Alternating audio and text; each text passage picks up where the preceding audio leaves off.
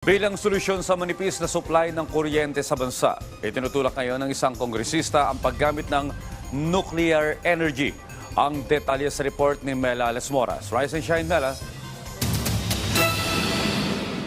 Sa gitna ng mga hamon sa supply ng kuryente sa bansa na nataon pa ngayong sobrang init ng panahon, binigyang diin ni House Special Committee on Nuclear Energy Chair Mark Cuangco na napapanahon na ang paggamit ng nuclear energy. Lahat ng paraan nasubukan na kasi anya ng pamahalaan at ito na lang ang natitira na para sa kanya ay pinakamainam na gamitin. Panawagan Cuangco sa Department of Energy, kumilos na.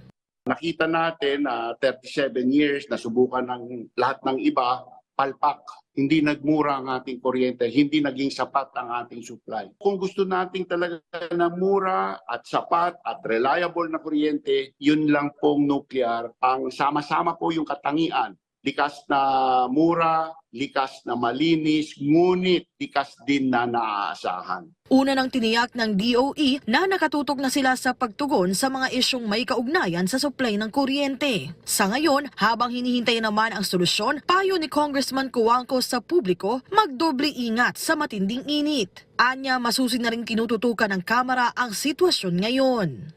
Ang problema po ang mga senior citizen natin dahil very prone to stroke po ang senior citizen. Huwag po kayong magpabilad sa araw, doon po kayo sa lilim.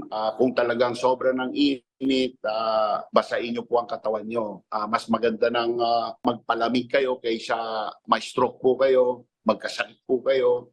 Samantala, isinusulong naman ni House Committee on Metro Manila Development Vice Chair Joel Chua ang pagbili ng mga LGU ng temperature at humidity devices na ipapakalibrate sa pag-asa para mas mabantayan ng mga lokal na pamahalaan ang heat index sa kani-kanilang mga lugar. Habang si House Deputy Minority Leader Bernadette Herrera naman, hinimok ang mga barangay health worker at mga opisyal ng barangay sa buong bansa na umalalay sa mga komunidad na lubhang apektado ng matinding init.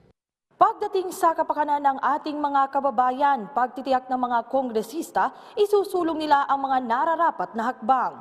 Mela Lesmoras para sa Pambansang TV sa Bagong Pilipinas.